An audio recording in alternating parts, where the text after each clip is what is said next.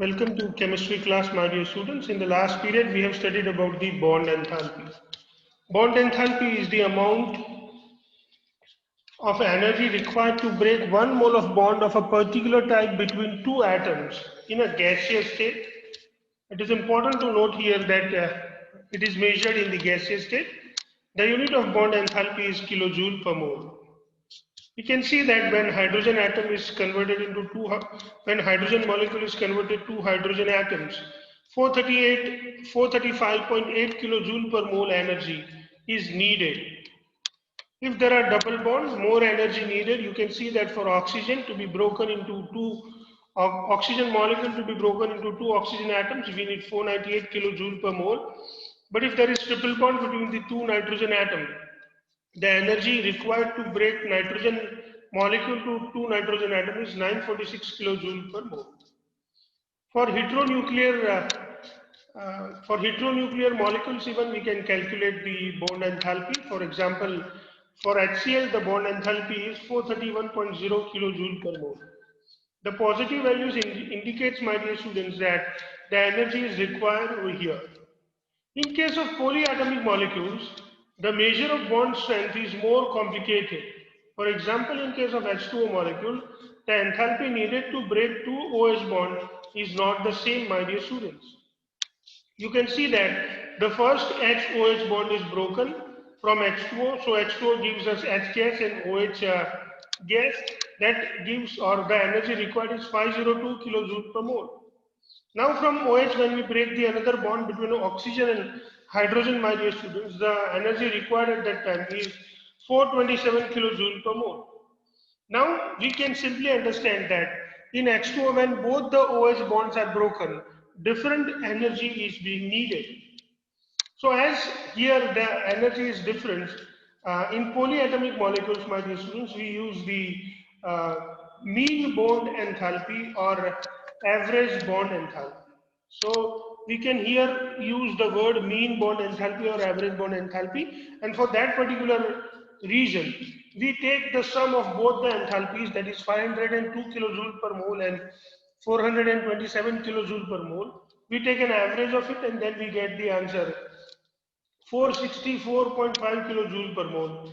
That is what we consider as the OH bond enthalpy in H2O. So while calculating the bond enthalpy for the various bonds present into the polyatomic molecules, we generally take the mean bond enthalpy or average bond enthalpy. It is important to note that in different compounds, same bonds has different bond enthalpies. For example, in OH bond enthalpy in H2O and C2H5 ethanol are different values. So the bond between O and H is same, but the value or the amount of energy needed to break that particular bond is different. Now, my dear students, we are going to study about a very important um, bond parameter, which is known as the bond order. So let us try to study this bond order first, my dear students. In the Lewis description of covalent bond, the bond order is given by the number of bond between the two atoms in a molecule. We can simply understand that the bond order is the number of bond present between the two atoms in a molecule. For example, for H2 molecule, where H bond end is present, the bond order is 1. For O2 molecule, where O double bond O is present, the bond order is 2. For N2 molecule, where N triple bond end is present, the bond order is 3. For CO molecule, where C triple bond O is present, the bond order is 3. Note that bond enthalpy in N2 is enthalpy of atomization N2 is 946 kilojoule per mole, which is the highest for any diatomic molecule. So you can see that as the bond order increases, the bond enthalpy even increases, and the triple bond present in nitrogen makes it having the highest bond enthalpy. Isoelectronic molecules and ions have identical bond order. This is very important notation, my dear students. Please remember that uh, isoelectronic molecules and ions have identical bond order. So if the number of electrons present in a particular molecule are same, especially I'm talking about the valence electron, then the bond order will be same. That is what we will study when we will study the molecular orbital theory in detail. For example, my dear students, when we study about F2 and let us look at the example. F2 and O2 minus, they both have bond order 1 because F2 is having 18 electron and O2 minus 2 will also have 18 electrons. 6 plus 2, 16 plus 2 because O2 has 16 electron and 2 electrons are added because of the minus 2 charge. N2CO and NO plus 1 have bond order 3 because all these species have 14 electrons, 7 plus 7, 14, 6 plus 8, 14, and here 7 plus 8, 15, plus because of the plus 1 charge, 1 electron is removed and they all have 14 electrons. So when the number of electrons present in a particular species, when the number of electrons present in species are same, they are known as the isoelectronic species and they have same bond order. When bond order increases, bond enthalpy even increases and bond length even decreases, my dear students. So more is the number of bond, the length has to be decreased. Bond order is directly proportional to the bond enthalpy, but bond order is inversely proportional to the bond length, my dear students. Here we should write bond length. It should be written here, bond length, we should write here. It's a bond length. So please make the required correction here. This is bond length. Bond order is inversely proportional to the bond length. Let's move forward. Some facts about the resonance. Resonance hybrid is a resonance hybrid's energy is less than the energy of all canonical structures. We have studied about resonance, my dear students, and we have seen that from all the resonance hybrid, we conclude a resonance hybrid. So this resonance hybrid must have the energy less than all the energy of all the other canonical structures. Resonance average the bond characteristics as a whole. So suppose you have one part you have one double bond and another part you have single bond between two atoms, then the average would be 1.5. So resonance hybrid have the bond order which is generally the fractions. The canonical form have no real existence. Remember, my dear students, the various canonical form that we generate, they do not exist really. The molecule does not exist for a certain fraction of time in one canonical form and for another fraction of time in another canonical form. Remember this, that these canonical forms are not real, so they will not be converting themselves into one and another, and that is why their existence is not real. So we cannot think or we cannot say that the molecule exists in one canonical form at one time and another canonical form at another time. There is no such equilibrium between the canonical form as we can explain into the keto-enol tautomerism. You can simply understand this because you are not much aware about the keto-enol tautomerism. But you can say that these canonical form, they do not exist at a particular time. One canonical form exists and the another time another canonical form exists, or at a particular instant of time. Both the canonical forms exist, and one is present in and some extra percentage, and another is present in some less percentage. No, they are just the representation. They do not exist in reality, and the representation of molecule is actually the hybrid structures that can be an average structure, so that is having the low energy than all the canonical forms, and that is having the bond order which is the average of the bond order of all canonical structures. So these are the various important facts about the canonical structures. One more fact we can see here, my dear students, that is the sixth number fact, that the molecule as such The molecule as such a single structure which is the resonance hybrid of the canonical forms and which cannot as such be depicted by the single structure. So when we want to understand about molecule, when we want to understand the characteristics of the molecules, we will have to consider the hybrid structures, and this hybrid structure, we can say that it represents the molecule, but the canonical structures are not the true representation of any particular molecule. Now, my dear students, we are going to study about the polarity of the bonds. So, let us study about the polarity of the bonds. Let us have a look at the polarity of the bonds. My dear students, we have studied about the various characteristics of the canonical structures and hybrids, or some facts about the hybrids. Now we should study about the polarity of the bonds. The existence of 100% ionic or 100% covalent bond is an ideal situation. In reality, no bond or no compound is either completely ionic or completely covalent. Even in case of the bond between two hydrogen atoms, there is some ionic character present. Now let us understand how some ionic character can be introduced or how some ionic character can be understood. Because when covalent bond is formed between two similar atoms like H2O2, Cl2, N2F2, electron cloud is equally attracted by both the atoms. But momentarily, due to some, but my dear students, momentarily, due to some reasons, suppose electrons or negative charge is collected or acquired to some corner in the molecule as a whole. Let us say it is because of the polar molecule which is present nearby. So we are studying about BB or B2 molecule.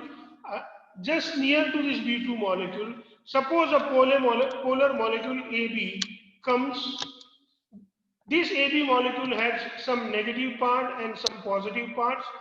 So it has polarity made up of atoms with different electronegativity. Now when it comes in contact with, or when it comes in the influence of this AB, this B2 comes in the influence of this AB. When such non-polar molecule comes in contact with the polar molecule, which are available in surrounding, dipole or polarity is induced even in the polar molecule. So this negative part of this molecule will attract the positive part of B2 towards it and will repulse the negative part away from it.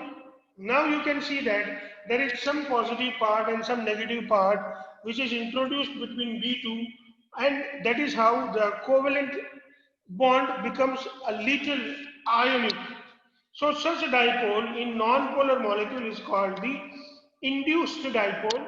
The another polar molecule induce the polarity into the B2, and then with the effect of this B2, other B2 molecules will also be polarized, and that is why we can say that a complete or 100% covalent character is not possible even in H2 molecule or C2 molecule or O2 molecule or N2 molecule or F2 molecule.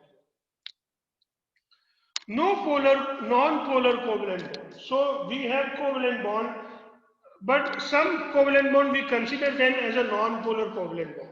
When a covalent bond is formed between two similar atoms, for example H2O2, Cl2, N2 or F2, they are considered to be the non-polar bond. The shared pair of electron is equally attracted by two atoms. As a result, electron pair is equally situated between the two identical nuclei. The bond so formed is called non-polar covalent bond.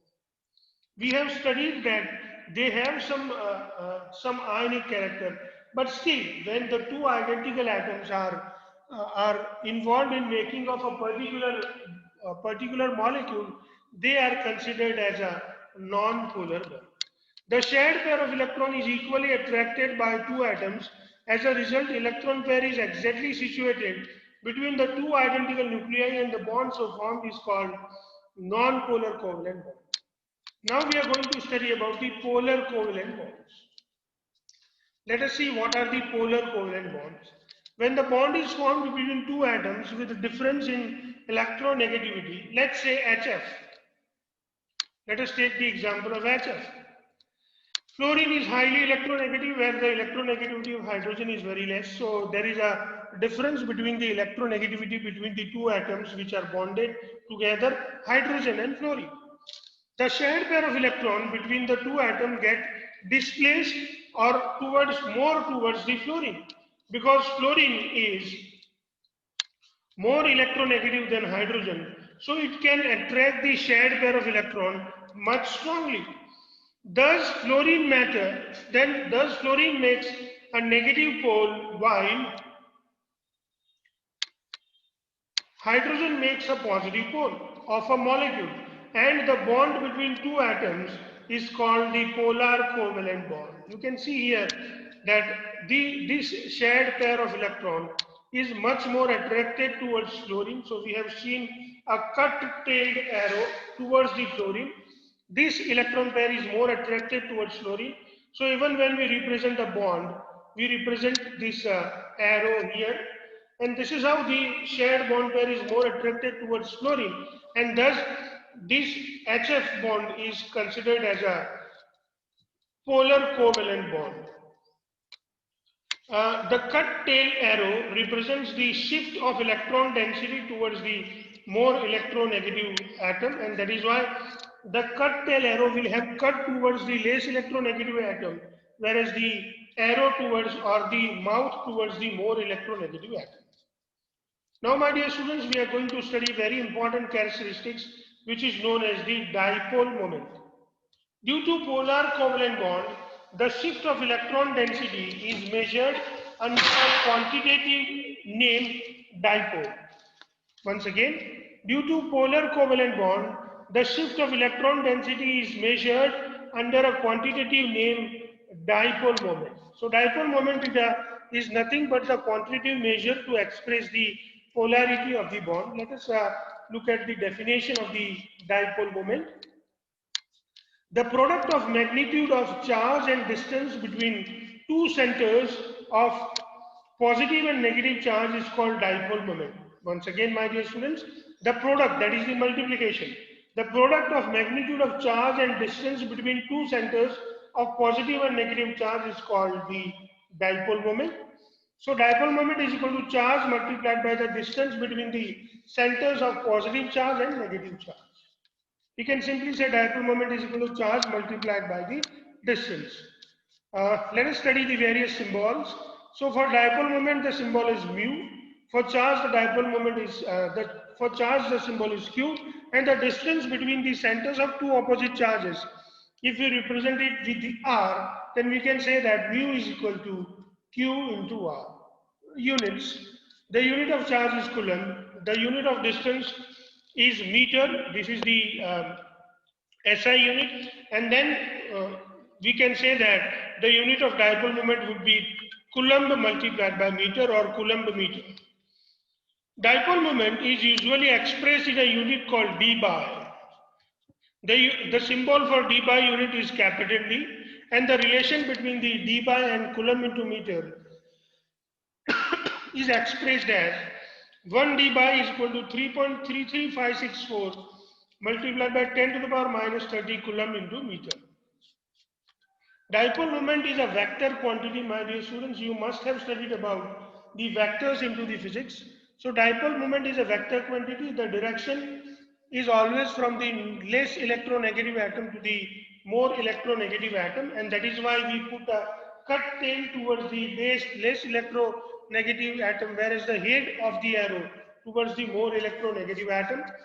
Dipole moment is depicted by a small arrow with a cross at the tail. Cut tail is the positive end of dipole, less electronegative atom, while the head is towards the more electronegative atom. Just I have explained, my dear students. A dipole moment for polyatomic molecules. So now we are going to study about the dipole moment for polyatomic molecules. Dipole moment of polyatomic molecule depends upon two major things.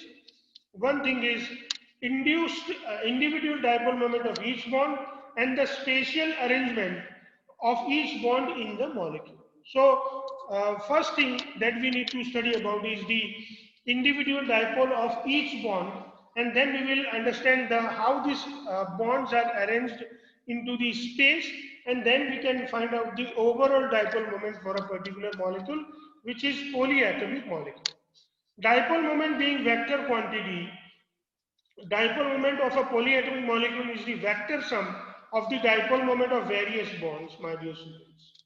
For example, in H2O molecule, which has bent structure, two OH bonds are oriented at the angle of 104.5 degree. So this bond angle is 104.5 degree, my dear students. And you can see that there is arrow from hydrogen to oxygen, and oxygen itself contains two lone pairs. So you can see that both the arrows are towards the lone pairs of electron, and the final dipole moment for H2O molecule has this direction. This is what it is represented as the resultant dipole moment, and the resultant dipole moment for H2O molecule is 1.85 d, that is d bar. But you can see that the resultant dipole moment and the individual dipole moment of OH bond have little different directions. So first we need to find out the individual dipole for each bond, and using the vector sum, my dear students, we can find out the overall dipole moment for a particular molecule. The net dipole moment for H2O mu is equal to 1.85 d, but 1 d is equal to 3.33564 into 10 to the power minus 30 coulomb into meter, and therefore we can find out that the mu for H2O in coulomb into meter is 6.17 into 10 to the power minus 30 coulomb into meter. Net dipole moment of BeF2 is 0. Let us understand why the net dipole moment of BeF2 is 0. There is a difference in the electronegativity of Be and F. So BF bond individually, it is a polar bond. You can see, my dear students, here that we have shown this BF bond, and this BF bond is going to be a very polar bond. And this polarity we can easily understand for BF2. You can see there is a polarity from B to F, there is polarity from B to F, and that is why this BF2 is should be polar bond. But you can see that the bond angle between the two F, the bond angle between FBF is 180 degree. And for two vectors, if the bond angle is 180 degree, the overall vector sum would be 0, and that is why both BF polar bonds in BF2 have equal dipole moment, but bond angle between them is 180 degree, and both the BF equal dipole cancel out each other's effect, and thus the net dipole is going to be 0. Same way, my dear students, the net dipole in BF3 molecule is even 0. You can see here we have a BF3 molecules. In this BF3 molecule, there is a dipole from B to F, P to F, and B to F. These three polar dipoles are situated as the angle of 120 degree. So when there is an angle of 120 degree between the three dipoles, their vector sum, again it is going to be 0, my dear students. The three bonds present in BF3 are polar. These three BF bonds are oriented at the angle of 120 degree in BF3 molecule to one another. Due to angle of 120 degree, net vector sum of these three dipole is 0, and so the resultant or net dipole in BF3 is going to be 0. Although NH3 and NF3 have same shape, dipole moment of NH3 is 4.9 into 10 to the power minus 30 coulomb into meter, whereas dipole moment of NF3 is 0.8 into 10 to the power minus 30 coulomb into meter. What is the reason? Why is it so? So both NH3 and NF3 have pyramidal shape with the lone pair on nitrogen. You can see that I have shown their Lewis dot structures, and you can see both the nitrogen have lone pair on them. So these both the nitrogen, whether they are in the NH3 or NF3, they have the lone pair. Fluorine is more electronegative than both hydrogen and nitrogen is more electronegative than hydrogen. So when we look at the bond of nitrogen and hydrogen, the direction of the dipole would be from hydrogen to nitrogen, but the direction of NF bond, the direction of dipole would be from nitrogen to fluorine. Lone pair of electron is considered the most electronegative, and then we can consider that nitrogen has the dipole from nitrogen to the lone pair. So this is how, my dear students, we can understand about the various dipoles. Now let's understand in the case of the NH3 and NF3 here. You can see that the NH3 and NF3 is present on your screen. So on your screen you can see that the dipole moment of nitrogen to lone pair is having the head towards the lone pair, and this hydrogen also have their dipole supporting this dipole, that is from nitrogen to the lone pair. Same way when you look at the NF3, the dipole moment of nitrogen to lone pair is having the head towards the lone pair, but the individual bond dipole from nitrogen to fluorine have their direction opposite to the dipole of nitrogen to the lone pair. The dipole moment of NH3 is greater than the dipole moment of NF3. This is because the direction of dipole of nitrogen-hydrogen bond and nitrogen lone pair is same or supportive, while the direction of nitrogen-fluorine dipole and nitrogen lone pair dipole is opposite, not supportive. Thus, overall dipole in NH3 with the lone pair is high, while the overall dipole in F3 with the lone pair is low. And that is why we can easily explain, my dear students, that the dipole moment in NH3 is higher than the dipole moment in NF3. This is one of the important exercise questions. Now we are going to study about the dipole moment for CH4, CCl4 and CO2. And we should know that the dipole moment in CH4, CCl4 and CO2 is 0. But the dipole moment in CHCl3 is having some value which is greater than 0. So let us study the dipole moment in the various molecules that we want to study. First, let us start with the dipole moment in methane. When you look at the methane molecule CH4, the shape is tetrahedral and the bond angle is 109 degree 28 minutes. Here I have used the word 28 minutes. You need to know, my dear students, that 60 minutes is equal to 1 degree. So it is approximately 109 degree 30 minutes, and we can even represent it as 109.5 degree. For CH bond present in CH4 are polar due to the difference in the polarity of or electronegativity of carbon and hydrogen. So you can see that in methane there are 4 CH bond and they have their dipole starting from hydrogen to the hydrogen. Now 4 perfect tetrahedral dipoles cancel each other's effect, and thus ultimately there is a 0 dipole moment into the CH4.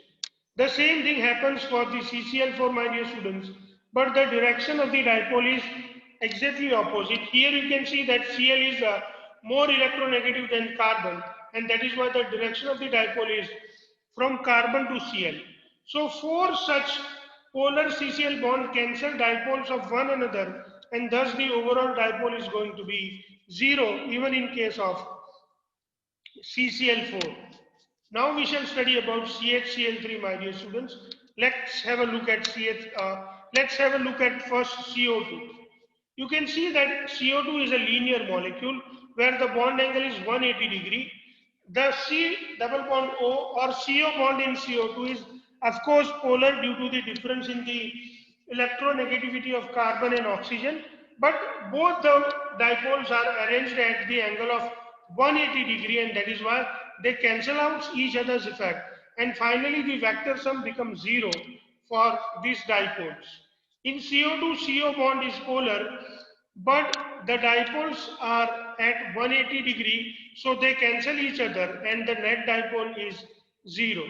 Now, my dear students, we are going to study about CHCl3. We need to understand this molecule very well.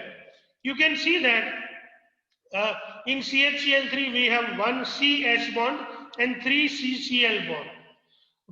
The direction of the CH bond dipole is from hydrogen to carbon, and let us say the magnitude of hydrogen to carbon dipole is Y.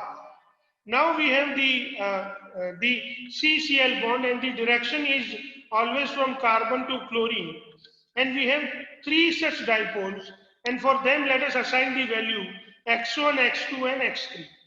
So total value x for the C-serial bond would be x, the vector sum of x1, x2 and x3, and that is why the total value of x is represented here with the red arrow, and this is the final direction of the net dipole moment. But you can see that the direction of the net dipole moment is exactly the same as the hydrogen carbon bond between the carbon and hydrogen into the CHCl3. So this hydrogen carbon bond support the overall dipole moment, and we have the overall dipole moment 1.04 d because of the vector sum of the x dipole moment, which is the vector sum of the x1, x2, x3 represents the CCl dipole moments, and the y, which is the magnitude of the dipole moment that is moving or that is starting from hydrogen to carbon. So this is how CHCl3 molecule become a polar molecule, and the dipole moment of CHCl3 can be considered as 1.04 d.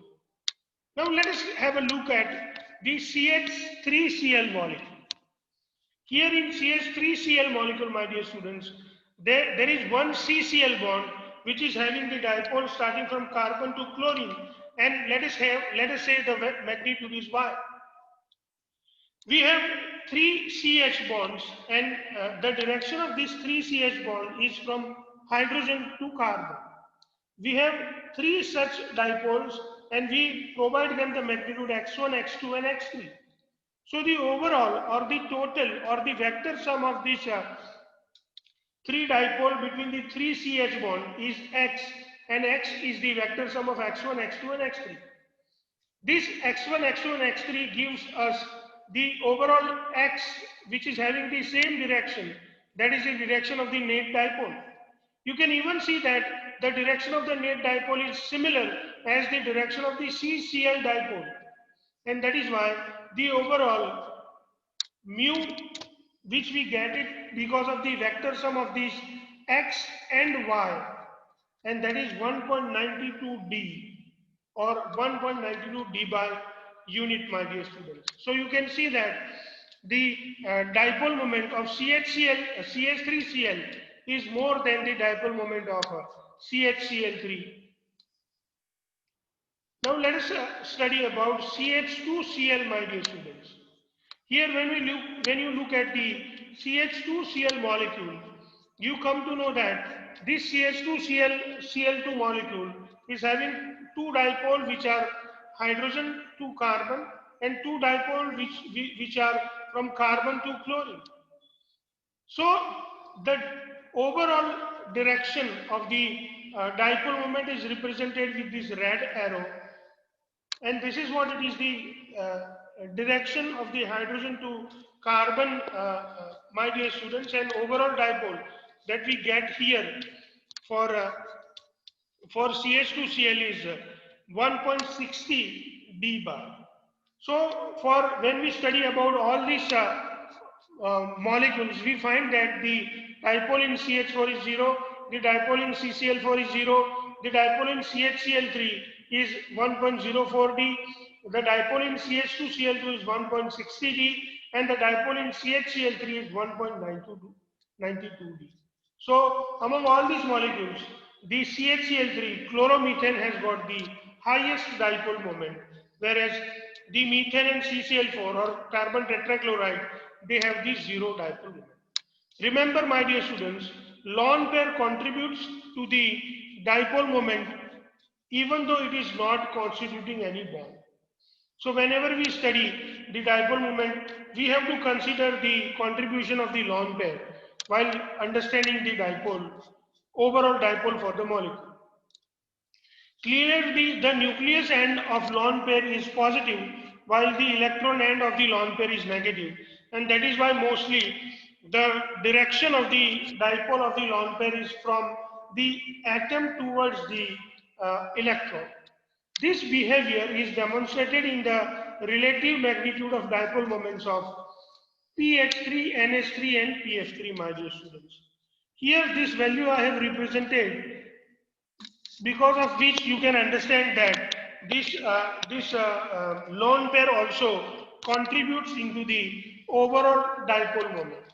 This we have even understood by the example of NH3 and NF3, even, my dear students. Now let's move and understand the next topic or next dipole. You can see here I have explained for the SF4 molecule. This SF4 molecule is having the seesaw shape. The seesaw has one lone pair from sulfur. So the direction of this bond is sulfur to the lone pair.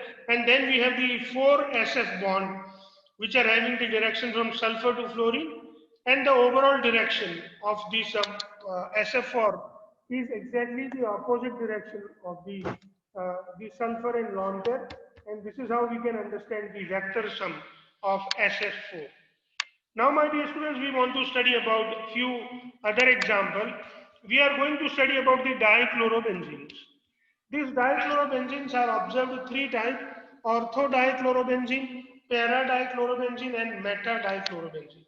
So first, when we look at the orthodichlorobenzene, the carbon-chlorine bond is polar and the direction of the bond dipole is from carbon to chlorine. These two dipole have the angle of theta, that is 60 degree. Now to calculate this dipole, we use the formula mu1 square plus mu2 square plus 2 square root of mu1 square plus mu2 square plus 2 mu1 mu2 into cos theta.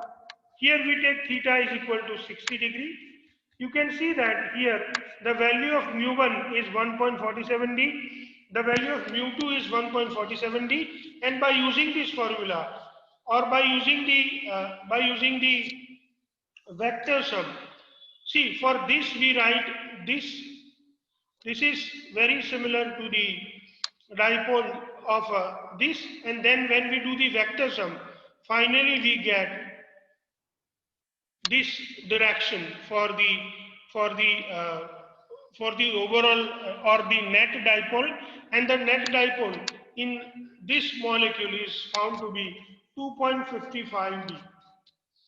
Now, when we look at the another molecule which is known as the meta-dichlorobenzene, where the chlorine, when the two CCl dipole have the bond angle of 120 degree. So here in this formula, when you put the theta is equal to 120 degree, you find this as a overall or the final dipole, my dear students. This is what I'm talking about. And the value you get here for the total dipole moment is 1.47D. But when you look at the para-dichlorobenzene, both the dipole of CCl and CCl4 are located as 180 degree, and that is why these dipoles cancel out each other effect, and para-dichlorobenzene is considered to have the zero dipole moment. So this is how, my dear students, we study about the dipole moment in a different way. Now let's study the next topic, my dear students. Here we have a question to study. The question says that write the significance of dipole moment. The question says that write the significance of the dipole moment. Dipole moment helps to predict whether a molecule is polar or non-polar. If dipole moment is 0, the molecule is non-polar. The dipole moment is greater than 0, the molecule is polar.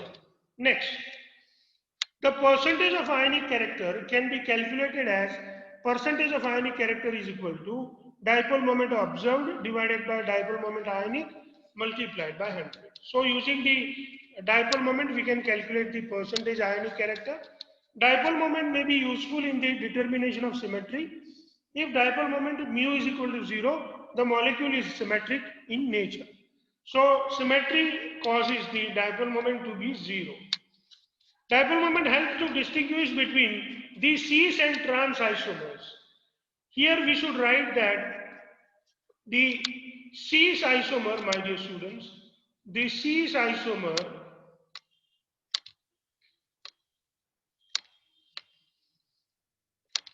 generally cis isomers have higher dipole moment than the trans isomers. This is also we are going to study with one example.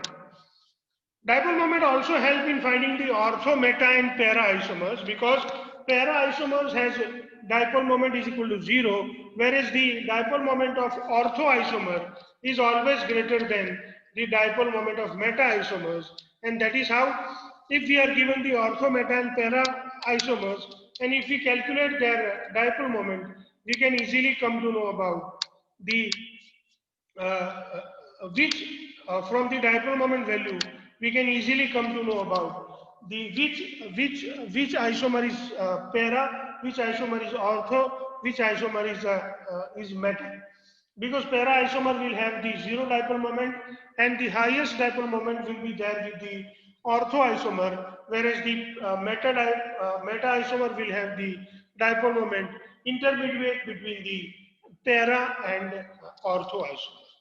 I have just spoke about the dipole moment of cis and trans isomers. Here you can see that we have the example of cis 1,2 dichloroethane, my dear students. We have the examples of cis 1,2 dichloroethane, and we also have the example of, my dear students, trans 1,2 dichloroethane. You can see that cis 1,2 dichloroethane has the dipole moment is equal to 1.9 d, whereas the trans 1,2 dichloroethane has the dipole moment is equal to 0, because both the dipoles of CCl bond cancel out each other's effect, and the overall dipole moment is going to be 0. Whereas here the resultant dipole moment is shown with the red arrow, and it is 1.9 d. So you can easily remember, my dear students, that the dipole moment of cis compound is more than the dipole moment of trans compound in this particular case, my dear students. So I hope, my dear students, you are enjoying your studies. Happy learning, my dear students.